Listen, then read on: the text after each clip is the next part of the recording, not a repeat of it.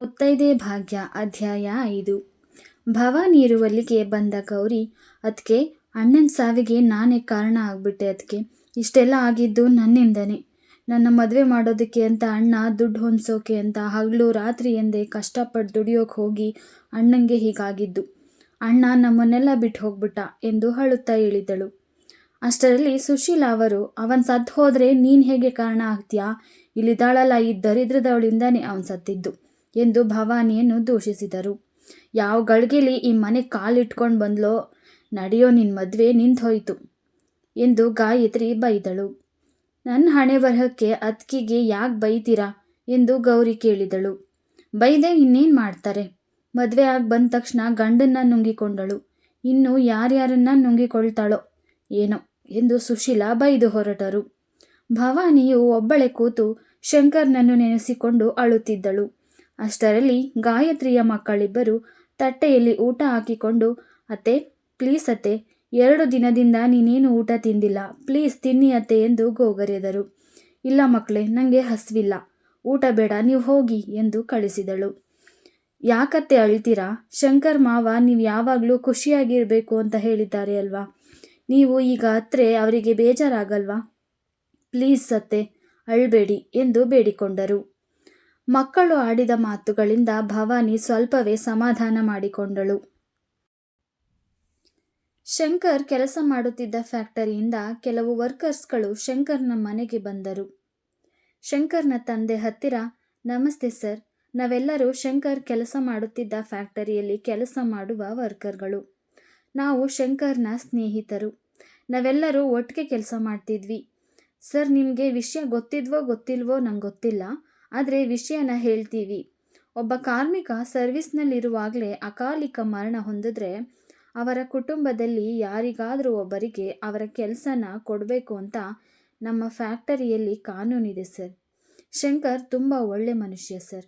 ನಾವೆಲ್ಲ ಒಂದೇ ಕುಟುಂಬದವರ ಥರ ಇದ್ವಿ.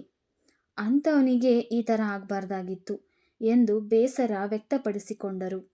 ಸರ್, ನಿಮ್ಮ ಮನೆಯಲ್ಲಿ ಯಾರಾದರೂ ಒಬ್ಬರು ಫ್ಯಾಕ್ಟರಿಗೆ ಬಂದು ಅಪ್ಲಿಕೇಶನ್ ಹಾಕಿ ಸರ್, ಕೆಲಸ ಕೊಡ್ತಾರೆ, ನಾವೆಲ್ಲರೂ ಸಪೋರ್ಟ್ ಮಾಡ್ತೀವಿ ಎಂದು ಶಂಕರ್ನ ತಂದೆಗೆ ತಿಳಿಸಿದರು. ಶಂಕರ್ನ ತಂದೆಯು, ನಮಗೆ ಸ್ವಲ್ಪ ಕಾಲಾವಕಾಶ ಕೊಡಿ, ಯೋಚನೆ ಮಾಡಿ ನಿಮ್ಮನ್ನು ಕಾಂಟ್ಯಾಕ್ಟ್ ಮಾಡ್ತೀವಿ ಎಂದು ಹೇಳಿದರು.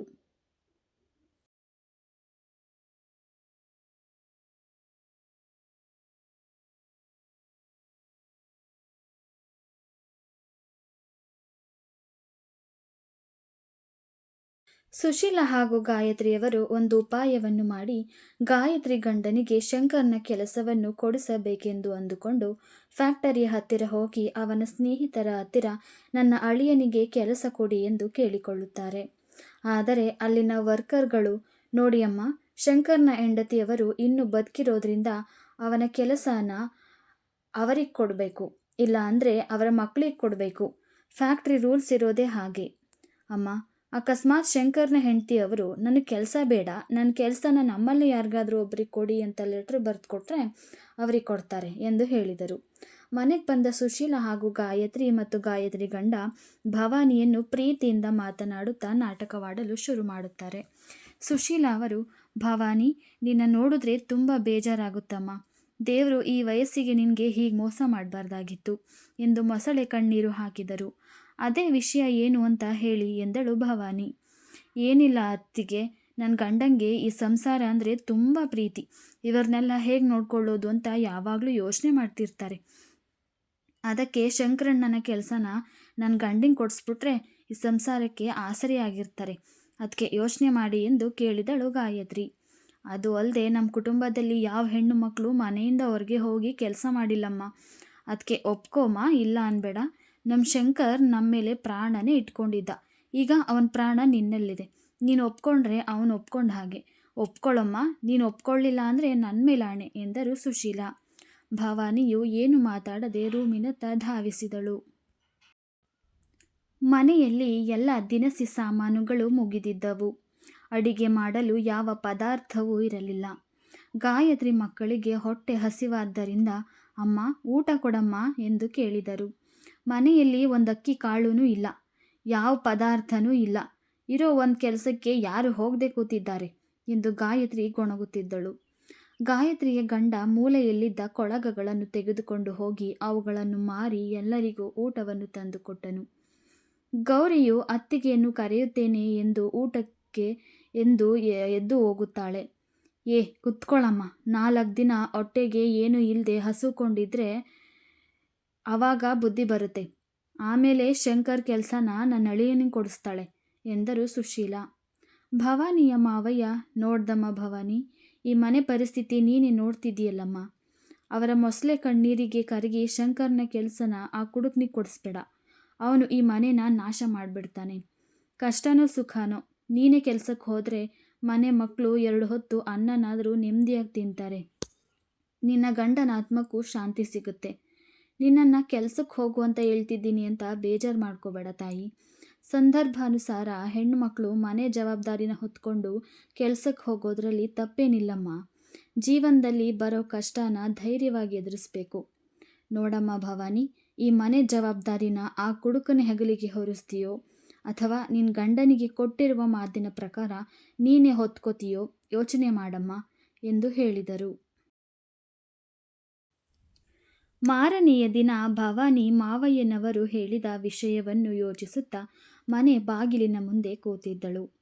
ಮನೆ ನೆಲ ಒರೆಸಿಕೊಂಡು ಸುಶೀಲಾ ಅವರು ನೀರನ್ನು ಚೆಲ್ಲಲು ಆಚೆ ಬಂದರು. ಭವಾನಿಯನ್ನು ನೋಡಿ, ಏನೇ ಗಂಡ ಸತ್ತ ಮೇಲೆ ಯಾವುದಾದ್ರೂ ಒಂದು ಮೂಲೆಯಲ್ಲಿ ಕುತ್ಕೊಳ್ಳೋದು ಬಿಟ್ಟು ಮುತ್ತೈದೆ ಥರ ಅಲಂಕಾರ ಮಾಡಿಕೊಂಡು ಮನೆ ಮುಂದೆ ಕೂತಿದೆಯಲ್ಲ, ಎದ್ದು ಹೋಗಿ ಕುಂಕುಮ ಅಳಿಸು ಎಂದರು. ಅದು ನನ್ನಿಷ್ಟ, ನಾನು ಅಳಿಸೋದಿಲ್ಲ ಎಂದಳು ಭವಾನಿ. ಏನು, ಕುಂಕುಮ ಅಳಿಸೋದಿಲ್ವಾ ನೀನು ಎಂದು ನೆಲ ಒರೆಸಿ ಆಚೆ ಚೆಲ್ಲಲು ತಂದಿದ್ದ ನೀರನ್ನು ಅವಳ ತಲೆ ಮೇಲೆ ಸುರಿದರು. ನೋಡು, ನಾಳೆ ನಿನ್ನ ಗಂಡನ ಕೆಲಸನ ನನ್ನ ಅಳಿಯನಿಗೆ ಕೊಡಿಸ್ತಾ ಇದ್ದೀಯಾ ಅಷ್ಟೇ, ಇಲ್ಲಾಂದರೆ ಪರಿಣಾಮ ನೆಟ್ಟಗಿರೋದಿಲ್ಲ. ಗಂಡ ಸತ್ತ ಮೇಲೆ ಕುಂಕುಮ ಅಳಿಸಿ ಬಳೆ ತೆಗೆದು ಹಾಕಿ ವಿಧವೆ ಥರ ಇರಬೇಕು. ಅದು ನಮ್ಮ ಆಚಾರ ಸಂಪ್ರದಾಯ. ಮತ್ತೆ ಏನಾದರೂ ನಿನ್ನ ಹಣೆಯಲ್ಲಿ ಕುಂಕುಮ ಇಟ್ಕೊಂಡು ಮುತ್ತೈದೆ ಥರ ಅಲಂಕಾರ ಮಾಡಿಕೊಂಡ್ರೆ ಬೆಂಕಿ ಹಾಕಿ ಸುಟ್ಬಿಡ್ತೀನಿ. ನನ್ನ ಅಳಿಯ ದುಡ್ದ ದುಡ್ಡಲ್ಲಿ ಬೇಯಿಸದ್ದನ್ನು ತಿಂದ್ಕೊಂಡು ಒಂದು ಮೂಲೆಯಲ್ಲಿ ಬಿದ್ದಿರು ಎಂದು ಹೇಳಿದರು ಸುಶೀಲಾ. ಕೊನೆಯದಾಗಿ ತನ್ನ ಗಂಡನಿಗೆ ಕೊಟ್ಟ ಮಾತನ್ನು ನೆನಪಿಸಿಕೊಳ್ಳುತ್ತಾ ಅಳುತ್ತಾ ಕೂತಿದ್ದಳು ಭವಾನಿ. ಅವಳಿಗೆ ಮುಂದೆ ಏನು ಮಾಡಬೇಕೆಂದು ತೋಚದಾಯಿತು. ಕೊನೆಗೆ ಈ ಮನೆ ಜವಾಬ್ದಾರಿಯನ್ನು ತನ್ನ ಹೆಗಲಿಗೆ ತಗೊಂಡು ತಾನೇ ಕೆಲಸಕ್ಕೆ ಹೊರಡಲು ಮುಂದಾದಳು. ಮಾರನೆಯ ದಿನ ಮಾಮೂಲಿಯಂತೆ ಎದ್ದು ಸ್ನಾನ ಮಾಡಿ ಫ್ಯಾಕ್ಟರಿಗೆ ಹೋಗಲು ರೆಡಿಯಾಗಿ ಶಂಕರ್ ಫೋಟೋ ಮುಂದೆ ನಿಂತು, ಈ ಮನೆ ಜವಾಬ್ದಾರಿನ ನಾನು ಹೊತ್ಕೊಂಡು ಕೆಲಸಕ್ಕೆ ಹೋಗ್ತಾ ಇದ್ದೀನಿ, ನಂಗೆ ಆಶೀರ್ವಾದ ಮಾಡಿ ಎಂದು ಬೇಡಿಕೊಂಡಳು.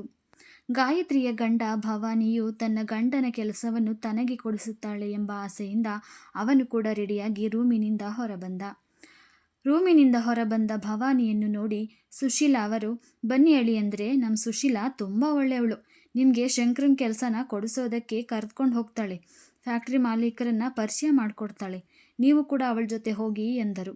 ತಕ್ಷಣವೇ ಭವಾನಿ, ಬೇಕಾಗಿಲ್ಲ, ನಾನೇ ಕೆಲಸಕ್ಕೆ ಹೋಗ್ತೀನಿ ಎಂದು ಮಾವಯ್ಯನವರ ಕಾಲಿಗೆ ಬಿದ್ದು ಆಶೀರ್ವಾದ ಪಡೆದುಕೊಂಡು ಹೊರಡಲು ಮುಂದಾದಳು. ಸುಶೀಲಾ ಅವರು, ಅಲ್ಲೇ ನಿಲ್ಲು, ನನ್ನ ಮಾತು ಮೀರಿ ಈ ಮನೆ ಹೊಸಲನ್ನು ದಾಟ್ಕೊಂಡು ಹೊರಗಡೆ ಹೋದರೆ ಮತ್ತೆ ಒಳಗಡೆ ಬರೋ ಹಾಗಿಲ್ಲ ಎಂದರು. ಅತ್ತೆಯ ಮಾತನ್ನು ಲೆಕ್ಕಿಸದೆ ಭವಾನಿಯು ಫ್ಯಾಕ್ಟರಿಗೆ ಹೊರಟಳು. ಫ್ಯಾಕ್ಟರಿಯ ಮಾಲೀಕರನ್ನು ಭೇಟಿಯಾಗಿ ನಾನೇ ಕೆಲಸಕ್ಕೆ ಬರ್ತೀನಿ ಎಂದು ತಿಳಿಸಿದಳು. ಮಾಲೀಕರು ತುಂಬ ಸಂತೋಷಪಟ್ಟರು. ಆದರೆ ನಿನ್ನ ಗಂಡ ಮಾಡುತ್ತಿದ್ದ ಮಿಷಿನ್ ಕೆಲಸನ ನಿಂಗೆ ಕೊಡೋದಕ್ಕಾಗೋದಿಲ್ಲ, ಹಾಗಾಗಿ ಆಫೀಸ್ ಕೆಲಸ ಕೊಡ್ತೀನಿ ಎಂದಾಗ ಭವಾನಿಯು ತುಂಬ ಸಂತಸಪಟ್ಟಳು. ಅದೇ ಫ್ಯಾಕ್ಟರಿಯಲ್ಲಿ ತನ್ನ ಸ್ನೇಹಿತೆ ರಂಜಿತಾಳು ಕೆಲಸ ಮಾಡುತ್ತಿರೋದನ್ನು ತಿಳಿದ ಭವಾನಿಗೆ ಸಂತಸವಾಯಿತು. ಮಾಲೀಕರು, ಓ ನೀವಿಬ್ಬರು ಫ್ರೆಂಡ್ಸಾ ಎಂದು ಕೇಳಿದಾಗ ರಂಜಿತಾಳು, ಹೌದು ಸರ್, ನಾವಿಬ್ಬರು ಕ್ಲಾಸ್ಮೇಟ್ಸ್ ಎಂದಳು. ಹಾಗಾದರೆ ಒಳ್ಳೆಯದಾಯಿತು. ನೋಡು ರಂಜಿತಾ, ಭವಾನಿಯವರಿಗೆ ನಮ್ಮ ಆಫೀಸ್ನಲ್ಲಿ ಅಕೌಂಟೆಂಟ್ ಕೆಲಸ ಕೊಟ್ಟಿದ್ದೀನಿ. ಅಕೌಂಟ್ ಸೆಕ್ಷನ್ಗೆ ಕರ್ಕೊಂಡು ಹೋಗಿ ಎಲ್ರಿಗೂ ಪರಿಚಯ ಮಾಡಿಕೊಡಿ ಎಂದರು ಮಾಲೀಕರು. ಭವಾನಿಯ ಬರುವಿಕೆಗಾಗಿ ಕಾಯುತ್ತಾ ಸುಶೀಲಾ ಅವರು ಬಾಗಿಲಿನ ಬಳಿಯೇ ನಿಂತಿದ್ದರು. ಅವಳು ಬಂದ ತಕ್ಷಣ ಅವಳನ್ನು ಅಡ್ಡಗಟ್ಟಿದರು. ತಕ್ಷಣವೇ ಭವಾನಿಯು ಅದನ್ನು ಲೆಕ್ಕಿಸದೆ ಒಳಬಂದಳು. ನೋಡು, ನಾಳೆಯಿಂದ ನೀನು ಕೆಲಸಕ್ಕೆ ಹೋಗ್ತೀಯಾ ಅಂತ ನಾನು ನೋಡ್ತೀನಿ ಎಂದರು ಸುಶೀಲಾ. ತಕ್ಷಣವೇ ಶಂಕರ್ನ ತಂದೆ, ಏನೇ ನೋಡೋದು ನೀನು? ನಾಳೆಯಿಂದ ಅವಳು ಕೆಲಸಕ್ಕೆ ಹೋಗೋದನ್ನು ನಿಲ್ಲಿಸಿದ್ರೆ ನಾವೆಲ್ಲ ಹೊಟ್ಟೆ ಮೇಲೆ ತಣ್ಣೀರು ಬಟ್ಟೆಯನ್ನು ಹಾಕೋಬೇಕಾಗುತ್ತೆ. ಅದರ ಪರಿಜ್ಞಾನ ಇದೆಯಾ ನಿಂಗೆ ಎಂದು ಬೈದರು. ಸುಶೀಲಾ ಅವರು ಏನು ಮಾತಾಡದೆ ಒಳನಡೆದರು. ಭವಾನಿಯು ಕೆಲಸಕ್ಕೆ ಸೇರಿ ಆಗಲೇ 1 ತಿಂಗಳು ಕಳೆಯಿತು. ಅವತ್ತಿನ ದಿನಾಂಕ 1 ಆಗಿದ್ದರಿಂದ ಭವಾನಿಯು ಎಲ್ಲರಿಗೂ ಹಣ ಕೊಡುತ್ತಾಳೆ ಎಂದು ಮನೆಯವರೆಲ್ಲರೂ ಕಾದು ಕುಳಿತಿದ್ದರು. ಫ್ಯಾಕ್ಟರಿಯಿಂದ ಬಂದ ಭವಾನಿಯು ಸೀದಾ ರೂಮಿನತ್ತ ನಡೆದಳು. ಬಟ್ಟೆ ಬದಲಾಯಿಸಿ ಸಂಬಳವನ್ನು ತೆಗೆದುಕೊಂಡು ರೂಮಿನಿಂದ ಆಚೆ ಬಂದ ಭವಾನಿಯನ್ನು ಅತ್ತೆ ಸುಶೀಲಾ ಅವರು, ನೋಡಮ್ಮ, ನನ್ನ ಮಗ ಶಂಕರ ಮನೆ ಖರ್ಚಿಗೆ ಅಂತ ಬಂದಿದ್ದ ಸಂಬಳ ಎಲ್ಲ ನನ್ನ ಕೈಲಿ ಕೊಡ್ತಿದ್ದ ಎಂದರು. ಮನೆ ನಡೆಸೋದು ನನಗೂ ಗೊತ್ತಿದೆ ಎಂದಳು ಭವಾನಿ. ಶಂಕರ್ನ ತಂಗಿ ಗೌರಿಗೆಂದು ಹಣವನ್ನು ನೀಡಿದಳು. ಅವಳು, ಇಷ್ಟೊಂದು ದುಡ್ಡು ಬೇಡ ಅದಕ್ಕೆ ಎಂದಾಗ, ವಯಸ್ಸಿಗೆ ಬಂದಿರೋ ಹುಡುಗಿ, ಬಸ್ನಲ್ಲಿ ಓಡಾಡು ಎಂದಳು. ಗಾಯತ್ರಿ ಮಕ್ಕಳಿಗೆ ಪೆನ್ನು ಪೆನ್ಸಿಲ್ಗಳನ್ನು ತಂದು ಕೊಟ್ಟಳು. ಚೆನ್ನಾಗಿ ಓದ್ಕೋತಿದ್ದೀರಾ ಅಲ್ವಾ ಮಕ್ಕಳೇ ಎಂದು ಕೇಳಿದಾಗ, ಮತ್ತೆ ನಾವು ಚೆನ್ನಾಗಿ ಓದಿದ್ರೆ ಶಂಕರ್ ಮಾವಂಗೆ ತುಂಬ ಸಂತೋಷ ಆಗುತ್ತೆ ಅಲ್ವಾ ಎಂದಾಗ ಭವಾನಿಯ ಮುಖ ಸಪ್ಪಗಾಗುತ್ತದೆ.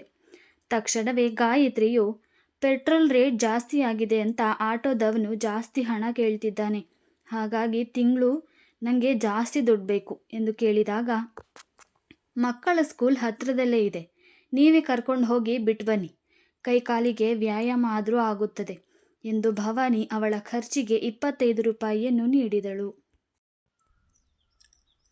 ಗಾಯತ್ರಿಯ ಗಂಡನು ಭವಾನಿಯ ಮುಂದೆ ಕೈ ಚಾಚಿದ. ನಿಮ್ಗ್ಯಾಕೆ ದುಡ್ಡು ಕೊಡಬೇಕು? ನನ್ನ ಗಂಡ ಮಾಡಿದ ತಪ್ಪನ್ನು ನಾನು ಮಾಡೋದಿಲ್ಲ. ಗಂಡಸಾಗಿ ದುಡ್ದು ಸಂಪಾದನೆ ಮಾಡಿ ಹೆಂಡತಿ ಮಕ್ಕಳನ್ನು ಸಾಕೋದು ಬಿಟ್ಟು ಹೆಂಗಸಿನ ಸಂಪಾದನೆಗೆ ಕೈ ಓಡ್ತಾ ಇದ್ದೀರಲ್ಲ, ನಿಮಗೆ ನಾಚಿಕೆ ಆಗಲ್ವಾ ಎಂದಳು. ಮಹೇಶ, ಅತ್ತಿಗೆ ನನಗೆ ಈ ತಿಂಗಳು 500 ರೂಪಾಯಿ ಜಾಸ್ತಿ ಬೇಕು ಎಂದಾಗ, ಯಾಕೆ, ಬಾರ್ನಲ್ಲಿ ಬ್ರಾಂಡಿ ವಿಸ್ಕಿ ರೇಟ್ ಜಾಸ್ತಿ ಮಾಡಿದ್ದಾರೇನು? ಮನೆಯಲ್ಲೇ ಊಟ ತಿಂಡಿ ಎಲ್ಲ ಆಗುತ್ತೆ, ಅಂಥದ್ರಲ್ಲಿ ಇನ್ಯಾಕೆ ನಿಂಗೆ 500 ರೂಪಾಯಿ? ಕಷ್ಟಪಟ್ಟು ದುಡ್ಕೊಂಡು ಬಾ, ಆಗ ಗೊತ್ತಾಗುತ್ತೆ ದುಡ್ಡಿನ ಬೆಲೆ ಏನು ಅಂತ ಎಂದಳು ಭವಾನಿ. ಸರಿ, ನಿನ್ನ ಹತ್ರ ವಾದ ಮಾಡೋಕ್ಕಾಗಲ್ಲ, ಮನೆ ಖರ್ಚಿಗೆ 4,000 ಬೇಕು, ಕೊಡು ಎಂದಳು ಸುಶೀಲಾ. ಏನೇನು ಸಾಮಾನು ಬೇಕು ಅಂತ ಒಂದು ಲಿಸ್ಟ್ ಬರ್ಕೊಡಿ, ನಾನೇ ಎಲ್ಲ ತಂದುಕೊಡ್ತೀನಿ ಎಂದು ಅವರ ಖರ್ಚಿಗೂ 25 ರೂಪಾಯಿಯನ್ನು ಕೊಟ್ಟಳು. ತನ್ನ ಮಾವನಿಗೆ, ತಗೊಳ್ಳಿ ಮಾವಯ್ಯ, ನಿಮ್ಮ ಖರ್ಚಿಗೆ 50 ರೂಪಾಯಿ ಎಂದು ನೀಡಿದಳು. ಅವರು, ನಂಗೆ ಬೇಡಮ್ಮ, ನಂಗೆ ಯಾವ ಖರ್ಚಿಲ್ಲ, ನೀನಿವತ್ತು ಅವ್ರಿಗೆಲ್ಲ ಮುಟ್ಟಿ ನೋಡಿಕೊಳ್ಳುವ ಹಾಗೆ ಕೊಟ್ಟಲ್ಲ, ನನಗೆ ತುಂಬ ಸಂತೋಷ ಆಯಿತು. ಈ ಸಿಸ್ಟಮ್ ನಮ್ಮ ಮನೆಯಲ್ಲಿ ಯಾವತ್ತೋ ಬರಬೇಕಾಯಿತು, ಸದ್ಯ ಇವತ್ತು ಬಂತಲ್ಲ, ಐ ಆಮ್ ರಿಯಲಿ ಹ್ಯಾಪಿಮಾ, ದೇವರು ನಿನ್ನ ಚೆನ್ನಾಗಿಟ್ಟಿರ್ಲಿಮ್ಮ ಎಂದರು. ಭವಾನಿಯು ಏನು ಮಾತಾಡದೆ ರೂಮಿನೊಳಗೆ ಹೋಗಿ ಶಂಕರ್ನ ಫೋಟೋ ಮುಂದೆ ಮಿಕ್ಕಿದ ದುಡ್ಡನ್ನೆಲ್ಲ ಇಟ್ಟು, ರೀ, ದಯವಿಟ್ಟು ನನ್ನ ಕ್ಷಮಿಸ್ಬಿಡಿ, ಯಾರ ಮನಸ್ಸಿಗೂ ನೋವು ಮಾಡಬೇಕು ಅಂತ ನಾನು ಹೀಗೆ ಮಾಡಲಿಲ್ಲ. ಕೇಳ್ದಾಗೆಲ್ಲ ಕನಿಕರದಿಂದ ಕೈ ತುಂಬ ದುಡ್ಡು ಕೊಟ್ಟರೆ ದುಡ್ಡಿನ ಬೆಲೆ ಗೊತ್ತಾಗಲ್ಲ ಅಂತ ಹೀಗೆ ಮಾಡಿದೆ.